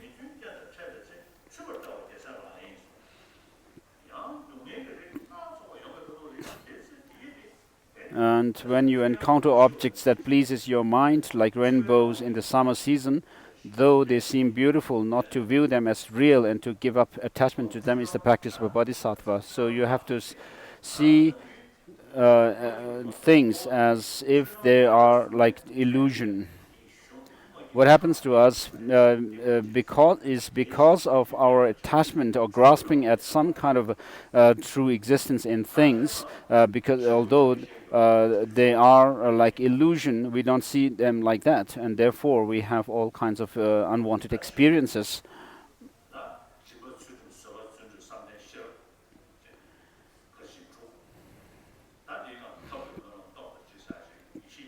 And then comes the 6 perfections. And on top of the 6 perfections, if you add 4 more, they make up 10 perfections.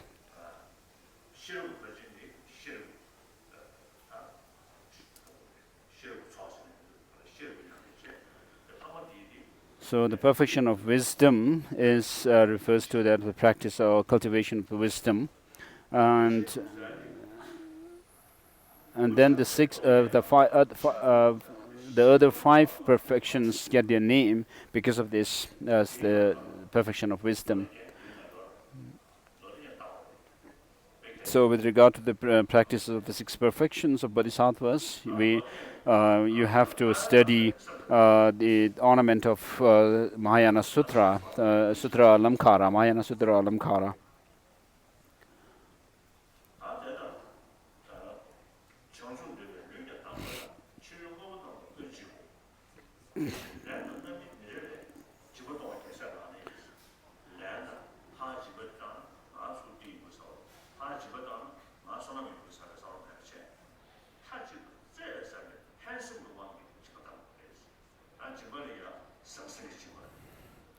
So when it comes to giving, the practice of giving, without having any regard for some kind of a return that you may get from by giving someone some gift, you have to give totally without any selfish motive. And there's also the generosity of love.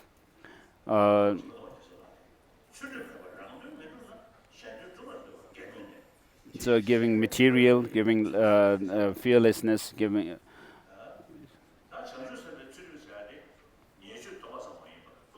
So, and with regard to bodhisattva practice of morality, it's not only abstaining from non-virtuous actions, misdeeds, but be dedicating whatever one has, one's body, speech, and mind, everything, and all the virtues for the other sentient beings, without having any. Here, you do this with the attitude of abstaining that of selfish motive.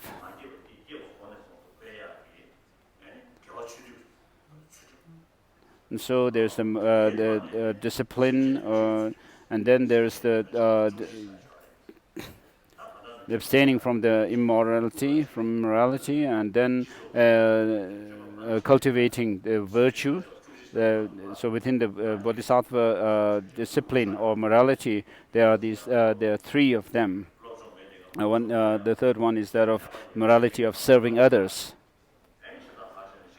such as educating others and helping poor, sick people, and showing ways to people who have lost their ways, and so forth. So there are these many different practices of morality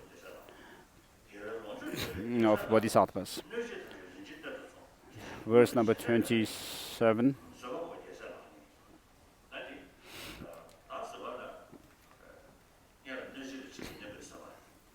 So the first one is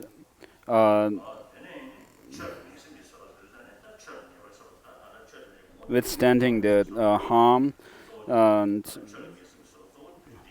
then the patience of the truth of dharma,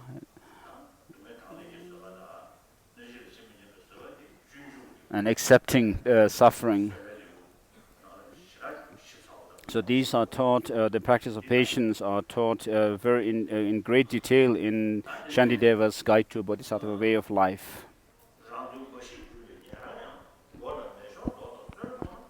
Verse number 28.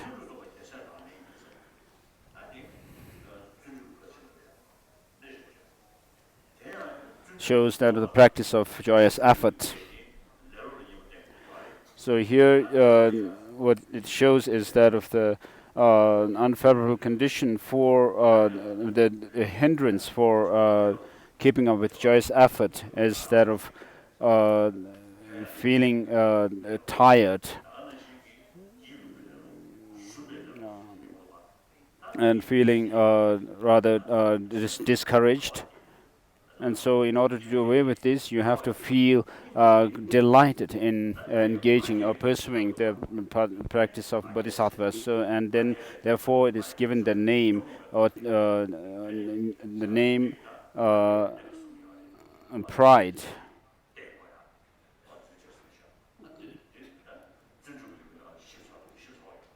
So these different types of the practice of joyous effort are also given in detail in the chapter on joyous effort of Shantideva's Bodhicharya Avatara. And verse number 29 teaches that of the calm abiding, the single pointed concentration. So without this, you cannot have a clarity of whatever you are meditating on.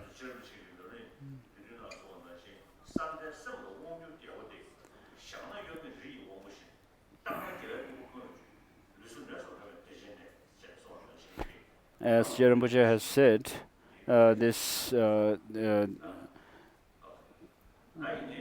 calm abiding helps you to maintain your concentration focused, and also you can scan on the wide field of knowledge with this. So without this, it is extremely important to cultivate single-pointed concentration or calm abiding, because we all get stuck with this one.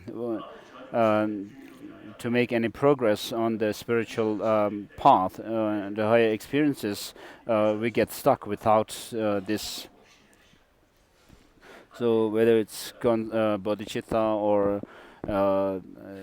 other higher realizations, we all get stuck without this single point of concentration.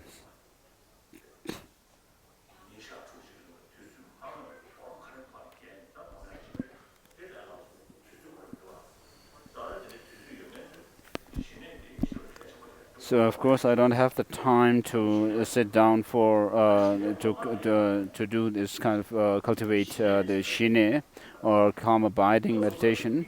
But those who have more time should spend more time in cultivating this calm abiding, the single-pointed meditation. So calm abiding is that state of mind which stays on the object single-pointedly.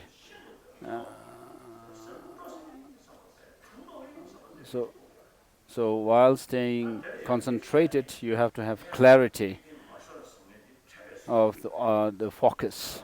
Without losing the focus, you have to be clear about it.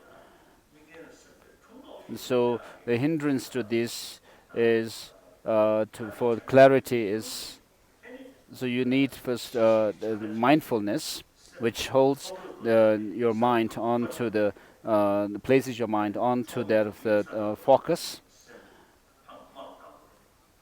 And then on top of that, you have to use that of the introspection, which checks whether the mind is losing its focus or mindfulness, or there's clarity or not, whether it's dull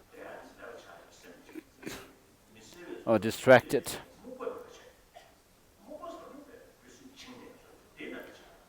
So dullness of mind makes you unclear about your focus, but the mind itself losing clarity is that of the what is known as mental sinking. So these hindrances should be overcome to be able to stay focused single-pointedly on the object, and also to be able to stay with clarity of the mind.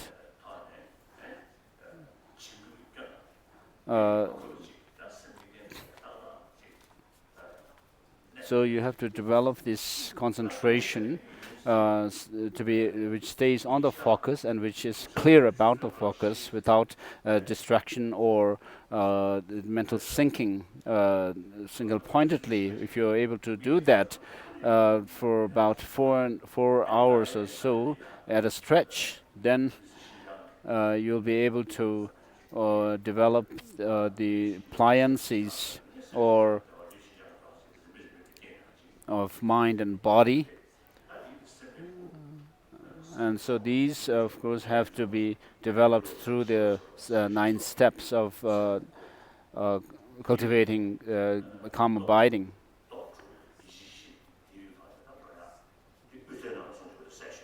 So you have to use this, what are known as the 6 powers, and then the 4 attentions and so forth, which are taught in distinction between the extreme and the middle.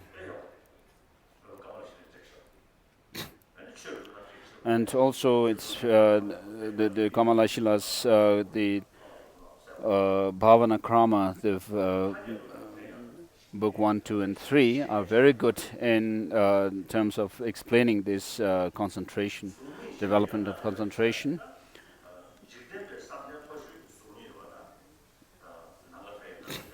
So within the samsaric level of concentration, there of the formless state is the highest form of concentration.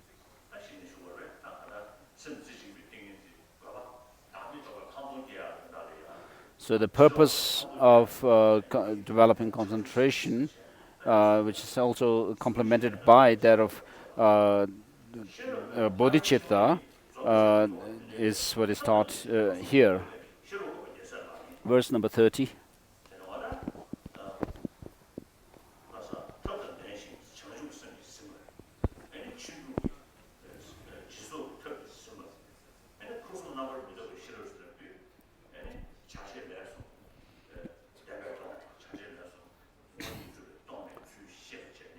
So by understanding that the things are empty of any inherent existence, the agent, the action, and the place you do the action on, all 3 are absent of any inherent existence, and then with, being held by that of bodhicitta, and then when you do the perfection of morality and so forth, they become causes for final enlightenment.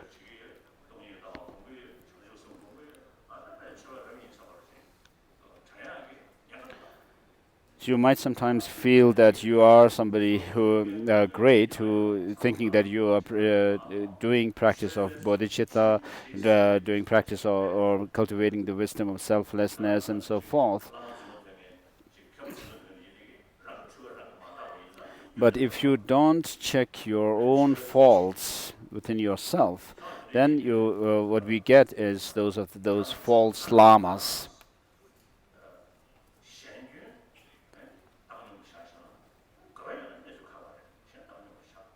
So we can leave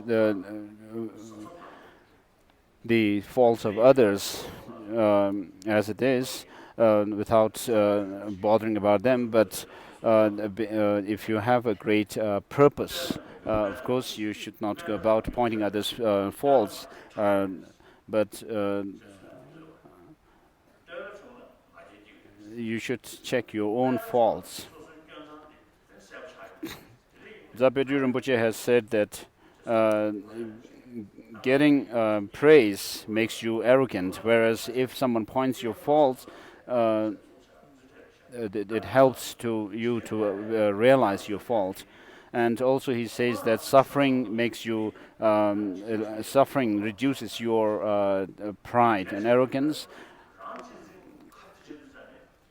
whereas when you're happy, you become more arrogant. So usually our attitude is such that we want the best of everything, the fastest and the best thing. But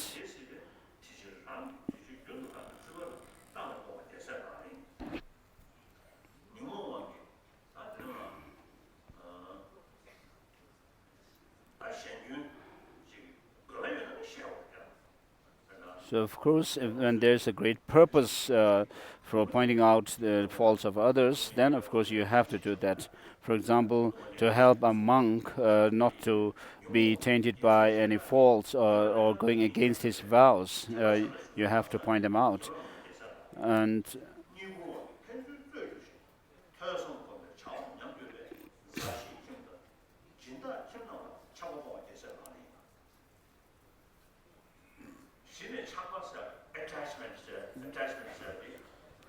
so with regard to attachment, in verse 33, when I was once in Argentina, uh, I had a gathering or meeting with some religious people and scientists, and one Chilean physicist was there. Uh, he was perhaps one of the teachers of Francisco Varela, and he said in the meeting that he was a scientist himself, but he should not be attached to his own field of study, which is physics. Uh, so this is true. So I'm a Buddhist monk, but if I'm attached to Buddhism, then that is wrong. So of course, any religious follower of any religion can follow their own religion, but without attachment. Because if you are attached, then you cannot see your own fault and only see the faults of others. So even as a scientist, he told me this, that he should not be attached to. I found this to be a great instruction for myself.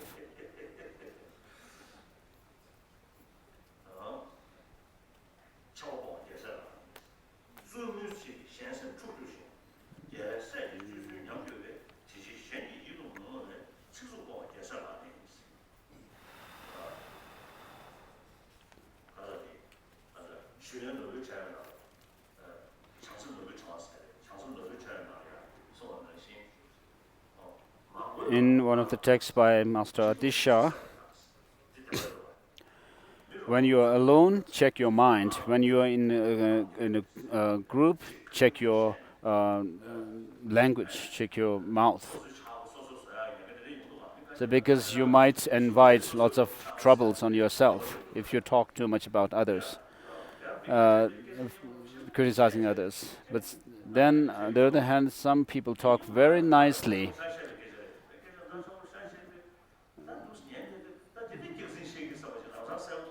But then I can feel that they are lying while they're talking very nicely. So there are such people as well. So if you talk unwisely, it could hurt others. So when you are in company with others, check your mouth. When you are alone, check your mind. Of course, there's no danger of causing hurting others when you are alone.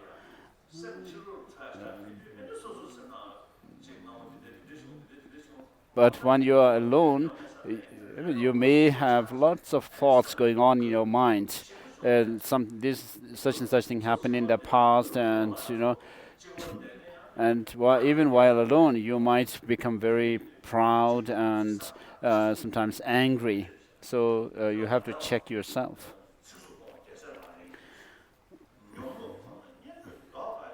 That's why it says harsh words disturb the minds of others and disintegrate the bodhisattva conduct. Therefore, to give harsh and unpleasant speech towards others is the practice of a bodhisattva. And then, once you become accustomed to afflictions, they are hard to undermine with antidotes. So if you don't try to curb these negative, destructive emotions right from the beginning, then it gets stronger and stronger, and it gets to the point where you are not able to fight it back.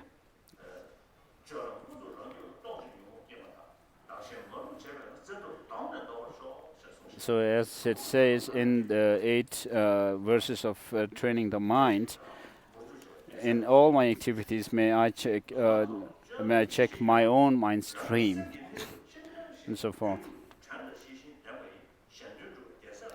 And therefore, with remedial weapons of mindfulness and introspection, to forcefully eliminate afflictions such as attachment the moment they arise is the practice of a bodhisattva.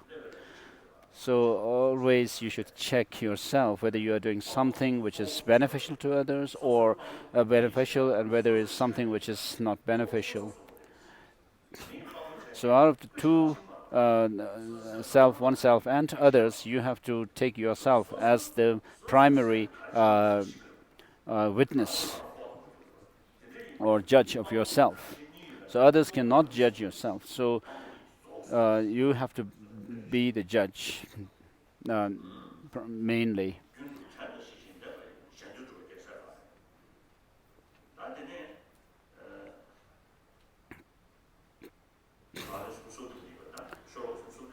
And His Holiness just finished verse number 36, and now we are on the 37th. To dedicate the merit thus accumulated through these efforts. That's all. We've finished the 37 verses of the training Bodhisattva. And next comes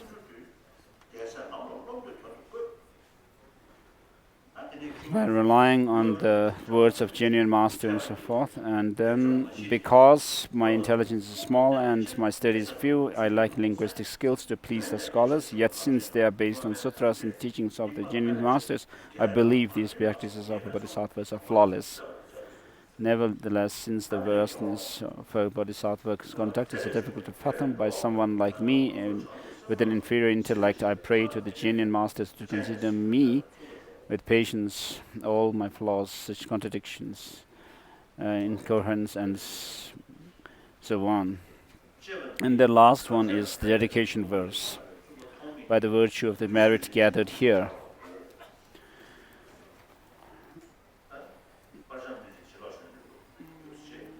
His Holiness is also reading the colophon.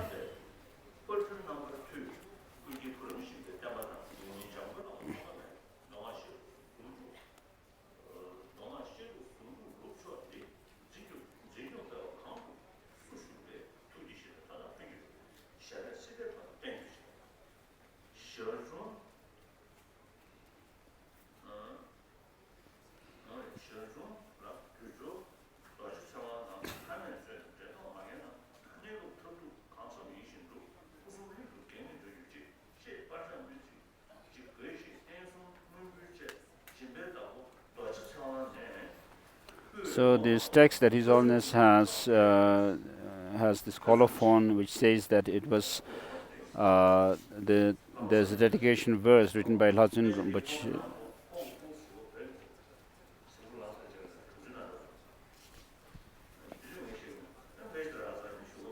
So this text, His Holiness says he's received this text from Lajin Rinpoche himself. And the last colophon was written by Lajin Rinpoche himself.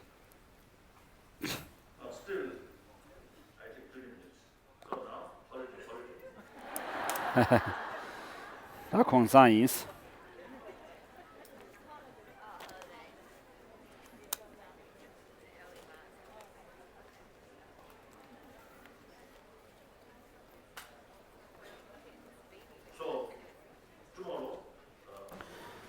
The initiation of our Bodhisattva, and the initiation, at the initiation, the bodhicitta vow, a part of the initiation, is a master sort perform. So firstly, those people, I think firstly, I think you should know the commitment after receiving Bodhisattva's vow. The commitment, 18, or say the root precepts already. Then 46 minor precepts. You should know that. So I think Chinese translation there. So the English also I think there. So you should know before receiving that initiation, you should know these things. Then, according to your own ability, those people who feel I can preserve these precepts, then take the full initiation. Then those people, little bit, this moment, little bit sort of doubt, then not necessary to accept the way, to take Bodhisattva vow. So instead of taking vow, simply develop determination about bodhicitta. That's anybody can do. So no problem. Even you see the Christians or Muslims or non-believer, you can make some kind of pledge. The rest of my life will be more compassionate person. I never harm other people. So that's good. It become good citizen of the world, isn't it? So you committed, you will never be troublemaker.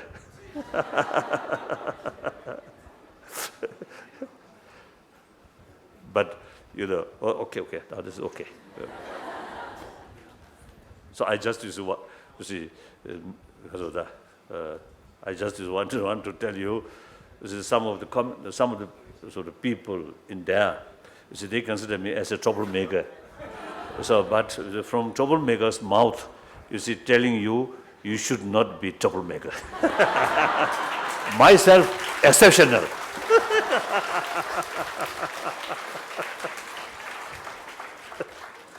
So tomorrow, initiation about 9 o'clock. 9. I will come here about 7:30. Then some preparation. Then about 9, the initiation. Like that. So, good night. Changshu samjo rinpo je ma je ba na je yo je ke ba nyam ba me ba yang kon ne kon do pya wa ra jo ja be ba yu je de kyan ba da kun do sam bo te ya de jin de de da kun ji je so da lo de ke wa ju sun she be ja wa da je yin ma wa ka na sho do da ge ge da di kun ja sam bo je je ro du mo